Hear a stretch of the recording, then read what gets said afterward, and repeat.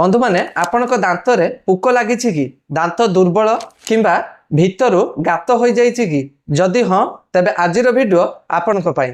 आजिर एई video रे मु आपणकु किछि सहज टिप्स एवं घरोई उपचार विषय कहिबी जहाँ आपणक दांतर एही सबु समस्या को बढ़िबारु अटकाई पारिबो एवं आपणक दांत को मजबूत और सुस्थ रखिबारे साहाय्य करिवो। नमस्कार, मु आरके आपण देखुचंती आयुर्वेदिक लाइफ ओडिया।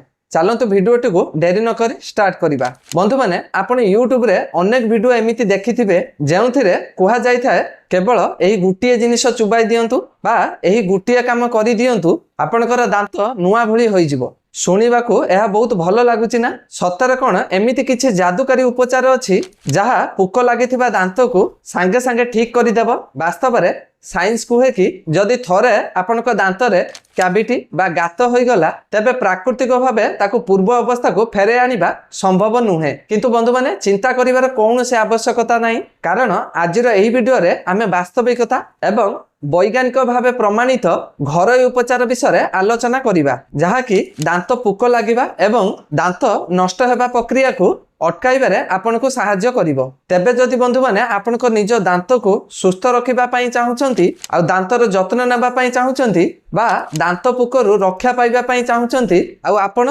प्राकृतिक उपाय खोजुचंती तेबे एही वीडियोटु को शेष जाय निश्चय देखिबे। सबुटु प्रथमे हेउची लवंग।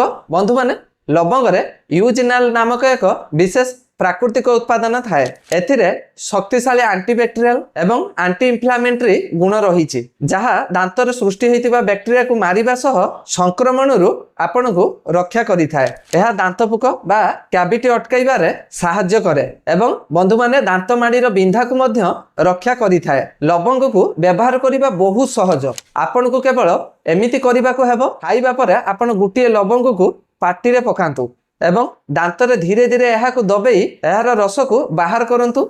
मन रखंतु बंधु माने यह को खूब धीरे धीरे चुबेइबे, जोर रे चुबेइबे नाही, कारण लवंग बहुत कड़ा होई थाए। आउ जदि आपण जोर रे यह को चुबांती ताहले या आपनक पाटी पोड़ी पारे। आजिकाली बाजार रे लवंग तेल सहज रे मध्य मिल जाउची। जदि आपनकर दांत खूब बेसी बिंदु थाए तबे आपण लवंग तेल मध्य निश्चय व्यवहार करी देखंतु। एही तेल को नै आपण एही आंगुठी सहाय्य रे भल भाबरे आपनक दांत रे लगांतु। आ खाइबा परे आपण जो लवंग चुबैबार जो साधारण अभ्यास रही ताहा आपणक दांतर बैक्टेरिया को रक्षा करिबो नाही, बरं पाटीरु दुर्गंध बाहरिबा, ठंडा गरम पानी लागिबा एवं दांत बिंधा भली समस्या रु मुक्ति मध्य देबो। द्वितीय प्रतिकारटी हेउची पिजुली पत्र। पिजुली पत्र एक बहुत प्रभावशाली प्राकृतिक उपचार जहाँ आपणक दांत को शक्त करिबारे साहाय्य करिथाए। पिजुली पत्र रे शक्तिशाली एंटीबैक्टेरियल एवं एंटी इन्फ्लेमेटरी गुण रही जहाँ आपणक दांत माड़ी संक्रमण रु रक्षा करिथाए। एहा बैक्टेरिया को मारी दांत रे कैविटी एवं प्लाक जमीबारु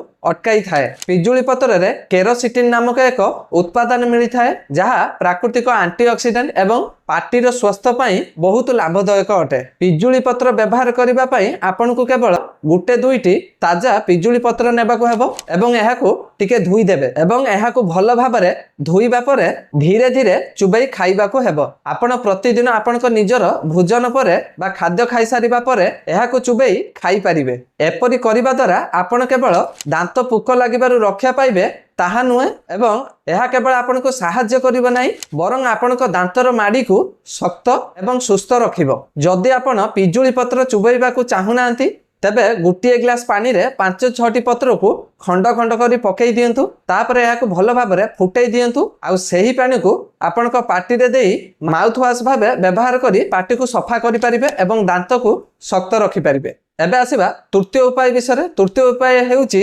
दांत काठीर व्यवहार। बंधु माने नीम पत्र यार दांत काठीर शक्तिशाली एंटीबैक्टेरियल, एंटीफंगल एवं एंटी इन्फ्लेमेटरी गुण रही थाए जहाँ आपणक दांत पुक लगिबारु रक्षा करे एवं माड़ी को शक्त रखी थाए। लिंब दांत काठी आपणक दांतर बैक्टेरिया को नष्ट करे एवं दांतरे मैला बा प्लाक जमीबा को दिए नाही। प्रकृत रे लिंबरे थिबा तत्व आपणक पाटीर पीएच बैलेंस को ठीक रखी थाए जहा फल रे आपणक पाटी भितरे बैक्टेरिया बढ़ी पारंती नाही। लिंब दांत काठी व्यवहार करिबा पई सखाळु सतेज लिंब दांत काठी नियंतु एवं एहार गुटिए पाखकु दांतर चुबई ब्रश भली नरम कर दियंतु। यापरे चुबई थिबा अंशरे आपण एहाकु आपणक निज दांतरे ब्रश भली व्यवहार करि परिबे जेमिति आपण साधारण दांतरे ब्रश करंती ठीक सही परी दांतरे एहाकु धीरे धीरे घसीबाकू पड़िबो। आपण प्रतिदिन खाइबा परे जदि एपरी करंती तबे मु आपणकु 100% ग्यारंटी दउची जे आपणकर